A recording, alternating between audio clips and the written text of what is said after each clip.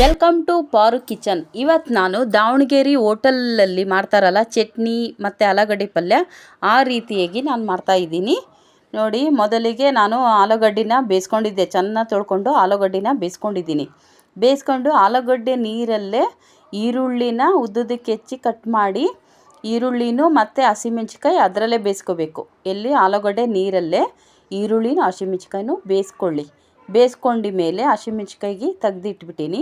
ತೊಗೊಂಬಿಟ್ಟು ಇದನ್ನು ಈರುಳ್ಳಿದು ಅದೇ ಸ್ವಲ್ಪ ಬಸ್ಕೊಂಡು, ಅದು ನೀರಿತ್ತಲ್ಲ ಅದಕ್ಕೋಸ್ಕರ ಬಸ್ಕೊಂಡ್ಬಿಟ್ಟು, ಆಮೇಲೆ ಬಾಣಲಿಯಲ್ಲಿ ಎಣ್ಣೆ ಹಾಕಿ 2 ಸ್ಪೂನು ಈರುಳ್ಳಿ ಹಾಕಿ, ಆಮೇಲೆ ಆಲೂಗಡ್ಡೆನ ಹಾಕ್ತಿದ್ದೀನಿ.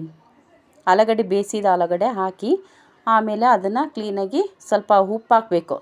ಉಪ್ಪು, ಆಲೂಗಡ್ಡೆ, ಈರುಳ್ಳಿ ಇಷ್ಟೇ, ಅದಕ್ಕೆ ಮತ್ತೇನು ಹಾಕೋಂಗಿಲ್ಲ. ಆಮೇಲೆ ಅದನ್ನು ಕ್ಲೀನಾಗಿ ಸ್ಮ್ಯಾಶ್ ಮಾಡ್ತೀನಿ. ಸ್ಪೂನಲ್ಲೇ ಸ್ಮ್ಯಾಶ್ ಮಾಡಿಬಿಟ್ರೆ ಮುಗೀತು ನೋಡಿರಿ, ಆಲೂಗಡ್ಡೆ ಪಲ್ಯ ತಯಾರಾಗಿದೆ. ಈಗ ಚಟ್ನಿ ಹೇಗೆ ಮಾಡಬೇಕು ಅಂದರೆ, ಕೊಬ್ಬರಿನ ಹೆಚ್ಕೊಂಡಿದ್ದೆ ಮತ್ತು ಒಂದು ಲವಂಗ ಹಾಕಬೇಕು, ಜಾಸ್ತಿ ಹಾಕಬಾರ್ದು. ಇದು ಸಣ್ಣದಿತ್ತಲ್ಲ ಅದಕ್ಕೋಸ್ಕರ ನಾನು 2 ತೊಗೊಂಡಿದ್ದೀನಿ.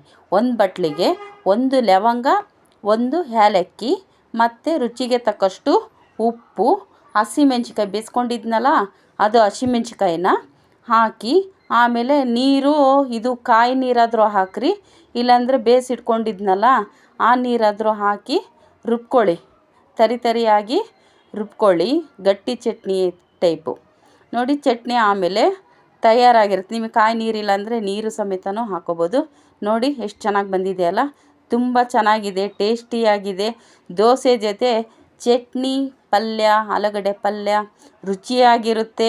ನೀವು ಮನೆಯಲ್ಲಿ ಟ್ರೈ ಮಾಡಿ. ಸೇಮ್ ಹೋಟೆಲ್ನಲ್ಲಿ ಇರುತ್ತಲ್ಲ, ದಾವಣಗೆರೆ ಹೋಟೆಲಲ್ಲಿ ಮಾಡ್ತಾರಲ್ಲ ಚಟ್ನಿ ಪಲ್ಯ, ಅದೇ ರೀತಿಯಾಗೇ ಇರುತ್ತೆ. ಮನೆಯಲ್ಲಿ ಒಂದು ಸತೆ ನೀವು ಕೂಡ ಟ್ರೈ ಮಾಡಿ, ತುಂಬ ಟೇಸ್ಟಿಯಾಗಿ ರುಚಿಯಾಗಿರುತ್ತೆ. ಸೇಮ್ ಹೋಟೆಲಲ್ಲಿ ಇರುತ್ತಲ್ಲ ಸೇಮ್ ಚಟ್ನಿ ಪಲ್ಯ ತಯಾರಾಗಿದೆ ಮತ್ತು ಸೂಪರಾಗಿದೆ, ತುಂಬ ಚೆನ್ನಾಗಿದೆ. ಮಾಡಿಕೊಳ್ಳಿ. ಧನ್ಯವಾದಗಳು.